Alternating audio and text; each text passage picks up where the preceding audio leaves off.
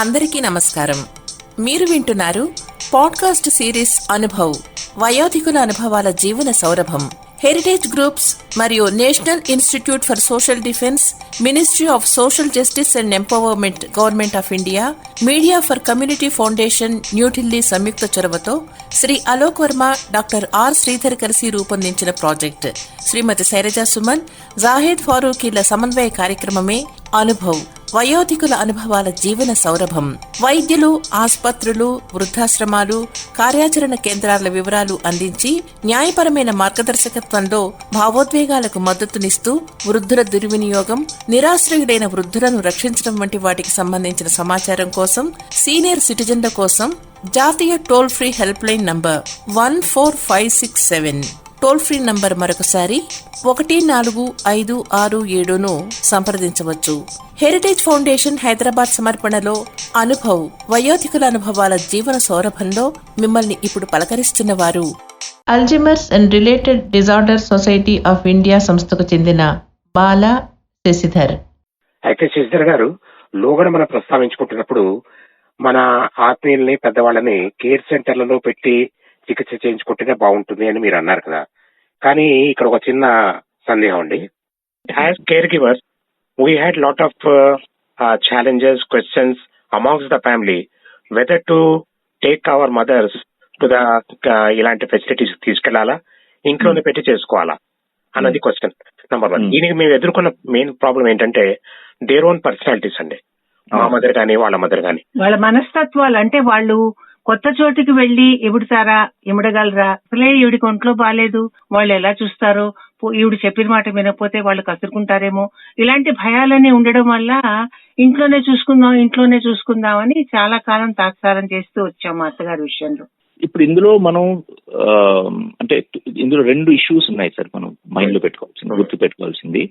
ఒకటి ఏంటంటే nuclear family ఉన్నప్పుడు ఎక్కడ కానీ వాళ్ళకి ఇక్కడ లోకల్ గా ఎవరు రిసోర్సెస్ లేరు, లోకల్ సపోర్ట్ లేదన్నప్పుడు అమెరికాలో ఉండటమో ఆస్ట్రేలియాలో ఉన్న వాళ్ళకి వీళ్ళిద్దరిని ఇక్కడ ఇంట్లో పెట్టుకుని మేనేజ్ చేయాలంటే వాళ్ళకి కొన్ని ప్రాక్టికల్ ఇష్యూస్ వాళ్ళు మానిటర్ చేసుకుని అబ్జర్వ్ చేయాల్సింది. అక్కడ మేము సపోర్ట్ ఇవ్వగలుగుతాం. ఏంటంటే ఫస్ట్ మీకు ఫైనాన్షియల్ కెపాసిటీ ఎంతవరకు ఉంది, ఎందుకంటే ఒక క్వాలిఫైడ్ మంచి క్వాలిటీ అటెండర్ ని మనం ఇంట్లో పెట్టుకుని మనం ఈ వ్యక్తిని మేనేజ్ చేయగలుగుతామనేసి ఒక ఆలోచన ఉందనంటే ఆ అటెండర్ ఎవరికైనా ఉన్నారో వాళ్ళు నాట్ ఓన్లీ క్వాలిఫైడ్ ఉండాలి, but they should also have మనలాగా కేర్ ఇవ్వగలగాలి. ఎంపతి అనండి, కంపాషన్ అనండి, they should be able to do it with heart. So ఇది చేయాలనంటే అలాంటి రిసోర్సెస్ దొరకటం కష్టం, కానీ దొరికిన వాళ్ళు కొంచెం ఎక్స్పెన్సివ్ గానే ఉంటారు. అంటే నెలకి మినిమం వచ్చి ఒక 30,000 నుంచి అప్వర్డ్స్ ఉండొచ్చు. వీళ్ళు మనతోటే 24 గంటలు ఉంటారు, మనతోటే ఉండి మన లవ్డ్ వన్ కి వాళ్ళు సర్వీసెస్ ఇవ్వటం కాకుండా వాళ్ళు they will basically live their lives with us for the duration of the requirement. ఇక్కడ ముఖ్యంగా మనం చూడాల్సింది అంటే ఫైనాన్షియల్ కెపాసిటీ ఒకటి. రెండోది, మనం ఈ వ్యక్తిని ఎంత దూరం మనం మానిటర్ చేయగలుగుతామా, మనకి లోకల్ గా ఎవరైనా వచ్చి ఒక్కొక్కసారి ఒక కన్ను పెట్టి ఉంచగలుగుతారా వీళ్ళ మీద. ఎందుకంటే ఇక్కడ అబ్యూజ్ జరిగేది 2 రకాలుగా కూడా జరగచ్చు. వ్యక్తి, ఈ అటెండర్ పేషెంట్ కి చేయొచ్చు అబ్యూజ్, లేదంటే ఆ పేషెంట్ సైడ్ కుటుంబ సభ్యుల వలన ఈ అటెండర్ మీద అబ్యూజ్ జరగచ్చు. ఈ ఇష్యూస్ ని కాకుండా చూసుకోవాలంటే ఒక సపోర్ట్ మనకు కావాల్సిందే. నా ఇంట్లో పెట్టుకుని చూసుకోవాలంటే it has its limitations. Supposing ఫ్యామిలీకి ఫైనాన్షియల్ వయబిలిటీ లేదనంటే ఫ్యామిలీలో అన్న తమ్ముళ్ళు, అక్క చెల్లెలు ముగ్గురు ఉండొచ్చు. ఎవరు ఒకే ఒక అగ్రిమెంట్ మీద ఉండకపోవచ్చు. అంటే ఒకళ్ళు అనొచ్చు, లేదు నేను మమ్మీని ఇంట్లో పెట్టుకుని చూసుకుంటాను అంటచ్చు, ఇంకొకళ్ళేమో లేదు అలా కాదు ఇన్స్టిట్యూషన్ లో పెడదామంటారు, మూడో వ్యక్తి అసలు పట్టించుకోకపోవచ్చు. ఇట్లాంటి సిచ్యువేషన్స్ లో ఫ్యామిలీస్ లో ఆ కామన్ అగ్రిమెంట్ ఒకటి లేకపోతే home based support can become a challenge. ఇక్కడ మేము చాలా మటుకు ఫ్యామిలీస్ తోటి ఇనీషియల్లీ బిఫోర్ వి అడ్వైజ్ మీరు ఇంట్లో పెట్టుకుని చూసుకోగలుగుతారా లేదంటే ఇన్స్టిట్యూషన్ లో పెట్టుకోగలుగుతారా అనేసి ఆ ప్రశ్నకి మేము జవాబిచ్చే ముందు first we have to do an assessment of the families own dynamics. వాళ్ళ ఫైనాన్షియల్ సిచ్యువేషన్ ఏంటి, సోషల్ సిచ్యువేషన్ ఏంటి, వాళ్ళ ఎమోషనల్ రిలేషన్షిప్స్ ఏంటి. అంటే ఒక ఎగ్జాంపుల్ చిన్నగా, మీరు if you give me an opportunity చిన్నగా ఎగ్జాంపుల్ చెప్తాను. మేము కొన్ని సంవత్సరాల క్రితం ఒక ఆర్టీసీలో పనిచేసి ఒక సీనియర్ వ్యక్తి ఒక ఆయన ఉండేవారు. ఆయనకి తాగుడు అలవాటు ఉండేది, అవన్నీ ఉండేవి. కానీ కుటుంబ సభ్యులు పాపం ఆయనకున్న పొజిషన్ లో, ఆయనకున్న చేతనలో ఆ ఫ్యామిలీని బాగానే చూసుకున్నారు. కానీ ఆయనకి డిమెన్షియా వచ్చినప్పుడు ఆయనకి ఆయన మిస్సెస్ కి గతం 30-40 సంవత్సరాల్లో ఉన్న కాన్ఫ్లిక్ట్ ఏది కనుందో it became the centre point for lack of care. So ఇప్పుడు ఆవిడ ఏమంటుందంటే ఆయన నన్ను ఇంత కొట్టేవాడు, ఇంత హింసించేవాడు అన్నప్పుడు నేను ఎందుకండి ఇప్పుడు ఆయన్ని చూసుకోవాలని ఆవిడ పట్టించుకునేది కాదు. ఇప్పుడు ఆవిడ పట్టించుకోకపోవడం వలన ఆవిడ పిల్లలు కూడా అలాగే చూసేవారు. ఫైనల్లీ మేము అనేది ఏంటంటే మీరు ఇలాంటి సిచ్యువేషన్ ఉన్నప్పుడు ఈ వ్యక్తిని మీరు ఇంట్లో పెట్టుకుని ఏం మేనేజ్ చేయగలుగుతారు? సో ఫైనాన్షియల్ వెరివితాలు ఉన్నప్పుడు you put this person in institution. ఎందుకంటే నెగ్లిజెంట్ కేర్ కన్నా సమ్ కేర్ ఈజ్ బెటర్. ఇప్పుడు ఇన్స్టిట్యూషన్ లో పెట్టుకోవాలనుకోండి, ఫ్రీ ఇన్స్టిట్యూషన్స్ ఎక్కడ లేవు. ఉన్నవి హైదరాబాద్ లో ఒక 4-5 ఉన్నాయి. 4-5 మినిమం టు మినిమం మీకు నెలకి 30,000 నుంచి 60,000-70,000 ఖర్చు అవుతుంది.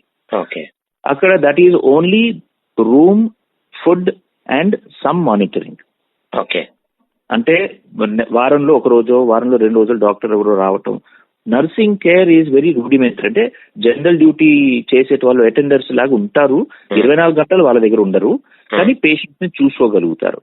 శుభ్రత, వాళ్ళకి భోజనం పెట్టడం, వాళ్ళకి కొంచెం ఎక్సర్సైజ్ చేయడం, ఇవైతే కామన్ అందరికీ ఉన్నదే సర్వీసెస్ ప్రొవైడ్ చేస్తారు. కానీ మనం మళ్ళీ కొంచెం క్వాలిటీ ఆఫ్ కేర్ మీద దృష్టి పెట్టామంటే కంపల్సరీగా వీళ్ళు ఇన్స్టిట్యూషన్స్ ఏవైనా the better the quality of service, the higher the price. అంటే ఇందులో ఒక పాయింట్ సార్ మనం గమనించాల్సింది, ఇంట్లో కూడాను చాలా మటుకు కుటుంబాల్లో వాళ్ళు ఏమనుకుంటారంటే మాకు ఒక నర్స్ కావాలని అనుకుంటారు. కానీ డిమెన్షియాలో nursing care is just 10% of the total care that is provided. ఇప్పుడు ఫర్ ఎగ్జాంపుల్ మనం పేషెంట్ వచ్చి బెడ్ బౌండ్ అయిపోతే కూడాను చాలా మటుకు వాళ్ళకి క్లినికల్ మేనేజ్మెంట్ అవసరం ఉండదు. అక్కడ రెగ్యులర్ గా వాళ్ళ మందులు ఏవైనా రెగ్యులర్ గా ఇవ్వాలి ఇస్తున్నాం, ప్లస్ వాళ్ళ గ్రూమింగ్ ఒకటి, అంటే వాళ్ళ హైజీన్ మనం చూసుకుంటాం, అండ్ బెడ్ సోర్స్ అవి రాకుండా చూస్తారు. This is typical support. కొంతవరకు ఫిజియోథెరపీ అవుతే ఇస్తారు. నా దీనికి మీకు ఒక నర్స్ అవసరం ఉండకపోవచ్చు. ఒక general duty assistant who does most of this is available.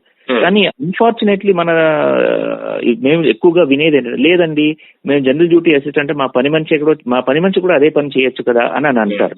కానీ పని మనిషి ఇంట్లో 4 పనులు చేసుకుని ఒక వ్యక్తిని చూసుకోవాలంటే అది కుదరని విషయం. అది అందుకే ఈ జనరల్ డ్యూటీ అసిస్టెంట్ కానీ మనం తీసుకోవాలంటే మినిమం టు మినిమం రోజుకి మీకు 600 రూపాయలు ఖర్చు అవుతుంది. సో నెలకు వచ్చేటప్పటికి 18,000 నుంచి అప్వర్డ్స్ ఉండొచ్చు. సో ఎట్లా చూసుకున్నా financial viability becomes central to deciding whether to put them in institution or at home. మన దేశంలో ఆర్థిక స్తోమత బాగా ఉన్న వాళ్లకే కేర్ సెంటర్లలో పేషెంట్లని పెట్టి చికిత్స చేయించడం సాధ్యం అని అనుకోవాల్సి వస్తుంది కదా మరి.